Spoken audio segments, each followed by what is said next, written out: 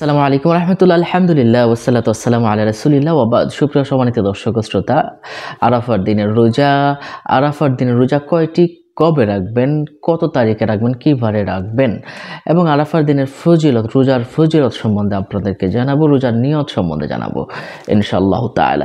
সম্মানিত দর্শক ও শ্রোতা, আরাফা মানে কি? আরাফা হচ্ছে হাজীদের জন্য হজের দিন। ওই দিনে আল্লাহ পাক রব্বুল আলামিন এত পরিমাণ মানুষকে ক্ষমা করে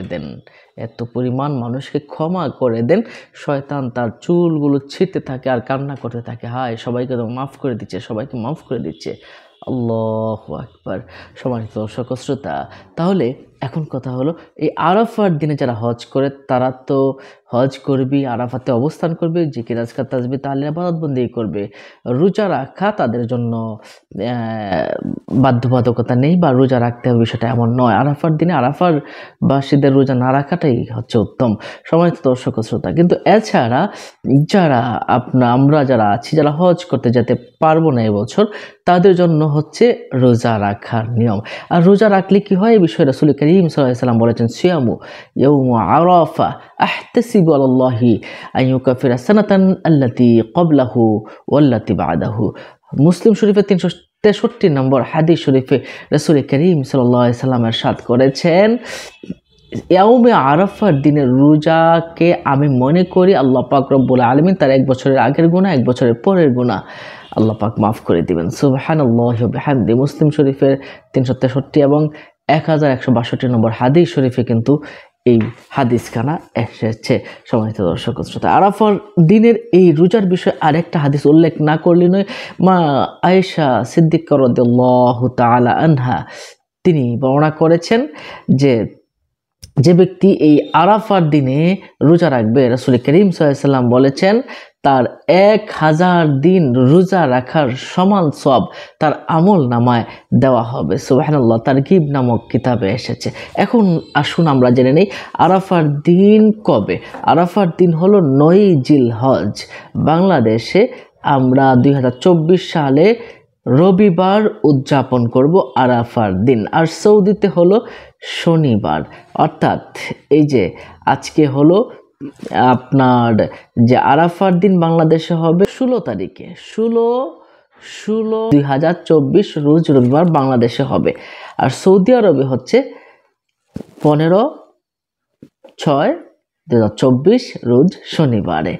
এখন কথা হলো, আরাফার দিন যদি ওই দিন হয় তাহলে আমরা কোন দিন রোজা রাখবো বা কয়টি রোজা রাখবো? আরাফার দিনের রোজা একটাই।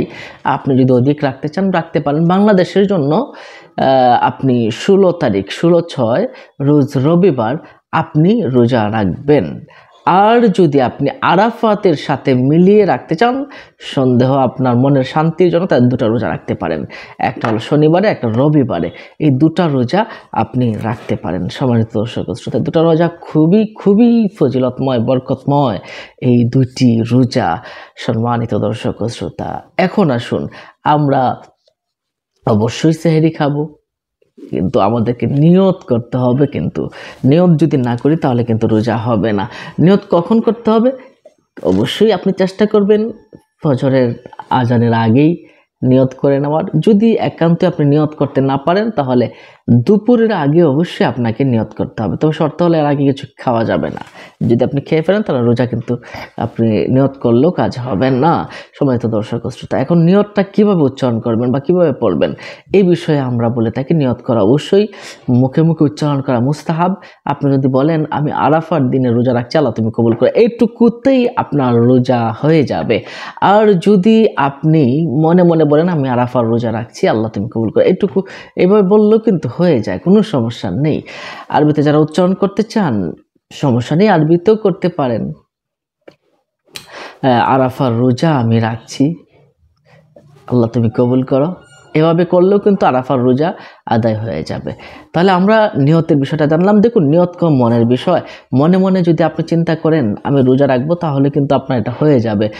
মনে মনে চিন্তা করলেই কিন্তু আপনার রোজা আদায় হয়ে যাবে। এখন প্রশ্ন হলো, আপনি মনে মনে যদি নাও মনে মনে আপনি সারাদিন উপোস থাকলেন, রোজা নিয়ত করলেন না বা রোজা রাখার এরাদা করলেন না, ইচ্ছা করলেন না, তাহলে আপনার রোজা হবে না। অবশ্যই সংকল্প করতে হবে আর আদা করতে হবে দুপুরের আগেই। এখন আসুন আমরা ইফতারির দোয়া কিভাবে করব। ইফতারি আমরা খেজুর দিয়ে করব। ইফতারি নেওয়ার আগে আপনি পড়বেন আল্লাহুম্মা লাকা সুমতু ওয়া আলা রিজকিকা আফতারতু। এই দোয়াটা পরে আপনি ইফতারি খাবেন ইনশাআল্লাহ। অন্য মুমিন সবাইকে জানাতে শেয়ার করে দিন। ভালো থাকুন, সুস্থ থাকুন। দেখা হবে পরবর্তী ভিডিওতে। আসসালামু আলাইকুম ওয়া রাহমাতুল্লাহ।